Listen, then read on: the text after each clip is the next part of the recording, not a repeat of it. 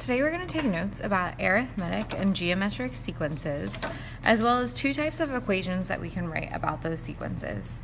To begin, you'll need to cut your notes along the dotted lines, which are just these flaps here.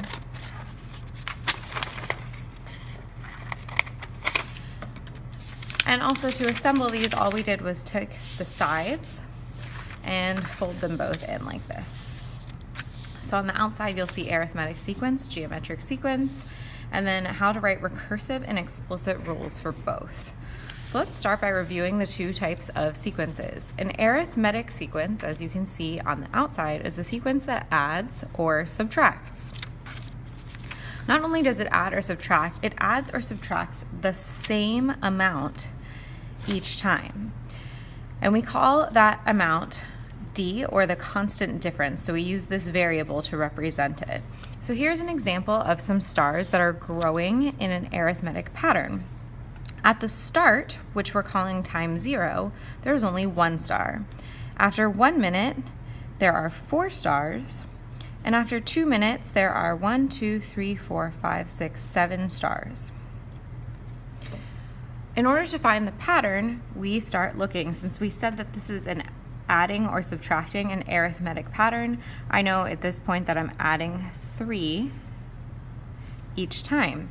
So as my pattern continues, I will add 3 stars. So if I add 3 more, this would become 10 and then 13. So that's an arithmetic pattern. A geometric sequence, on the other hand, multiplies or divides by the same amount each time. So this group of stars is a little bit different. We need to find R, which is our common ratio, or whatever we're multiplying or dividing by. An easy way to do this is just to take the second term and divide it by the first term. Each amount is a term. So at time 0, at the start, there were 2 stars. We'll fill our minutes here. And after 1 minute, there were 4.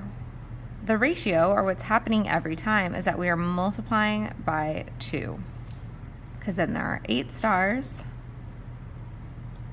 And if we continue the pattern, we keep multiplying by 2, we'll get 16. And if we multiply by 2 one more time, we'll get 32. So each minute, multiply by 2. So now that we have these two different types of patterns, we can start writing rules that help us describe what's happening in our tables. There are two different ways we talk about this. These are called recursive rules and explicit rules. We'll start with arithmetic. So let's open that whole side up again. So the first type of rule we'll talk about is recursive, and then we'll talk about explicit. This kind of got cut off, but this says Y to Y. So a recursive rule tells us how to get from one output to the next output. It just describes that pattern that's happening every time. Anytime that we make a recursive rule, we use math to say we take the previous term, the one before it, and then we do what? So in this case, we take our previous term and we are adding 3 each time. So from this example, our rule is f of n minus 1. That means take the term before it. That's really all that means. F of n minus 1 means take the term before it. And then what are we doing each time? We add 3. That's our whole rule. Take the term before it and add 3. Take the term before and add 3. That's what this means in mathematics. An explicit rule is what we are more used to working with. It's how we get from the x value to the y value. It's how we get from one input to its output. To make this rule, we start with step 0, or our initial value, so whatever we're starting with, plus whatever you're adding or subtracting times your variable. And in this case, we're using n as our variable, but this variable could be x or whatever input your input is.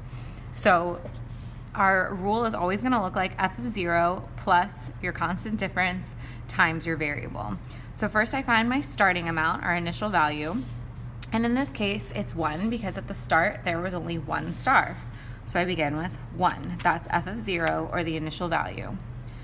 Plus, now I have to find whatever I'm adding or subtracting. And in this case, that's 3. And then I fill in my variable. And that's it. 1 plus 3n. So it's the starting amount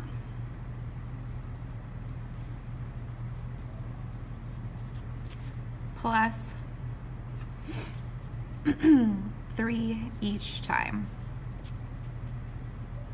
So in this case, our starting amount was 1, and we're adding 3 each time. So this is our rule, 1 plus 3n. So again, to summarize, a recursive rule tells you how to get from one output to the next output. It says you add 3 each time to the one before. And in math, that looks like this in function notation. Take the one before and add 3. An explicit rule, on the other hand, tells you how to get from the input to the output.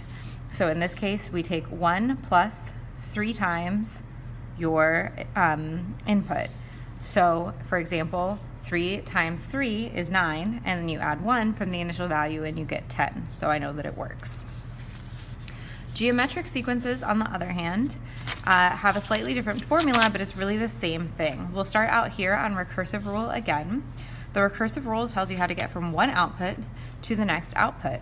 And in this case, we take the previous term, and what are we doing? We're multiplying it by 2. So from the stars example, you would say take the previous term.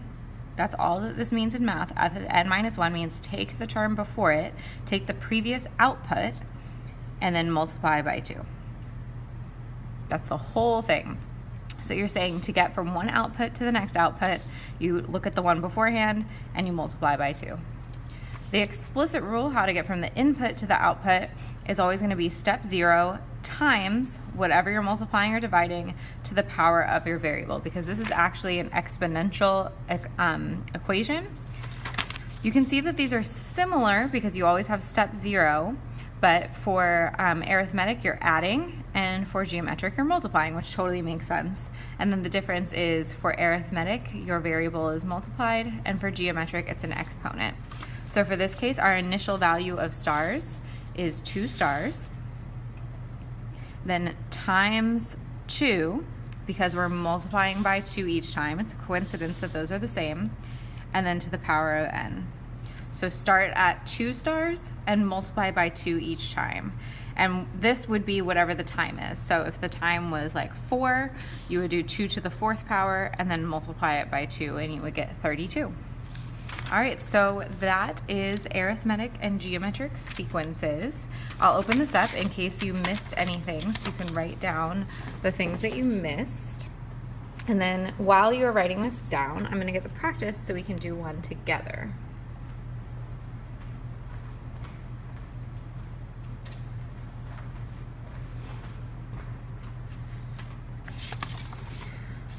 So in this pattern, we already realized that what we're doing each time is adding 4 dots. What we want to find is how many dots are there at 100 minutes, how many dots are there at t minutes. What they mean is write the explicit equation and use it to find the output for 100. So we are always going to have our starting amount,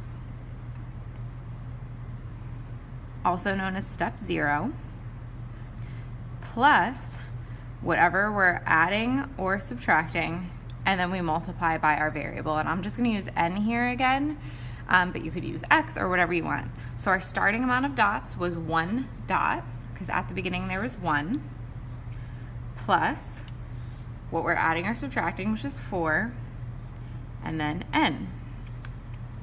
We can use this formula to find out how many dots there are at 100 minutes. So 1 plus 4 times 100. 1 plus 400 equals 401 dots. So we're creating this formula so that we can find an output for a very large input. Otherwise, you'd have to make a table with 100 values, which is pretty inconvenient.